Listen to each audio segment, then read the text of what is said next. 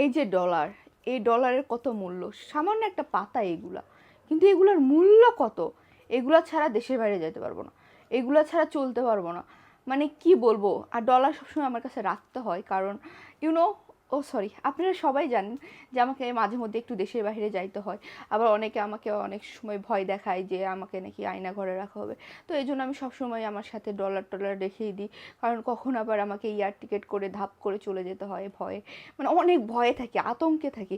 এজন্য আমার জামাই সবসময় আমাকে মোটা একটা বান্ডিল দিয়ে রাখে, যে যখন তোমার প্রয়োজন হবে তুমি কারোর জন্য অপেক্ষা করবে না, আমার জন্য অপেক্ষা করবে না, ইমিডিয়েটলি তুমি যাবা এয়ারপোর্টে যেয়ে টিকিট করে ইমিডিয়েটলি চলে যাবা।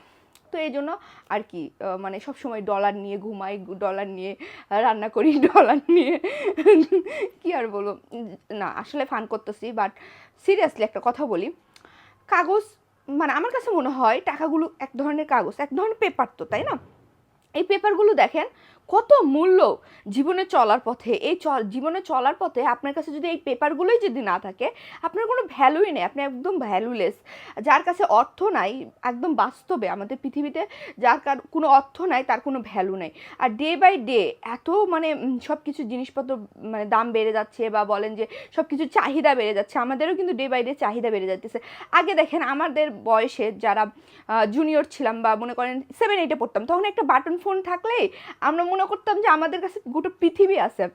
বাট এখন দেখেন, এখন আমাদের হাতে যদি একটা আইফোন না থাকে, আমাদের কাছে মনে হয় যে আমরা ভিক্ষুক, বা আমার কাছে গরিব গরিব মনে হয়, বা অনেকের কাছে এমনটা মনে হয় যে আমাদের কাছে একটা অ্যান্ড্রয়েড ফোন না থাকলে আমরা স্মার্ট না, বা আমাদের কাছে কিছুই নেই, এরকম মনে হয়। তাহলে দেখেন আমাদের ডে বাই ডে আমাদের কত চাহিদা বেড়ে যাচ্ছে, আর এই চাহিদাগুলো পূরণ করার জন্যই কিন্তু সে আবারও এই টাকাগুলো বা এই ডলারগুলো খুব প্রয়োজন আমাদের। আর আমরা যারা দেশের বাইরে যেয়ে থাকি তাদের তো ভাই বলার বাহিরে, এই ডলার যে কি পরিমাণের উপকার করে সেটা বলার বাহিরে। সো আমি এটাই বলবো যে অ্যাজ এ ম্যান হিসেবে আপনাকে যদি স্ট্যাবলিশ হতে হয়, অবশ্যই আপনাকে নিজেকে ডেভেলপ করতে হবে, আপনাকে আর্নিং করতে হবে আপনার ফ্যামিলির জন্য, নিজের জন্য।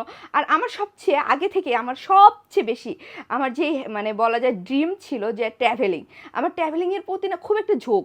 মানে আমাকে যদি বলা হয় যে আমি মানে ঢাকার ভিতরে কোথাও ঘুরতে নিয়ে যাব, সেটা তো আমি অনেক খুশি। ট্র্যাভেলিং যারা লাভার তারা ভাই দেশের বাহিরেকে শুধু ট্র্যাভেলিং বলে তা না, আপনি যেখানেই ঘুরতে যান না কেন সেটাকে ট্র্যাভেলিং বলে।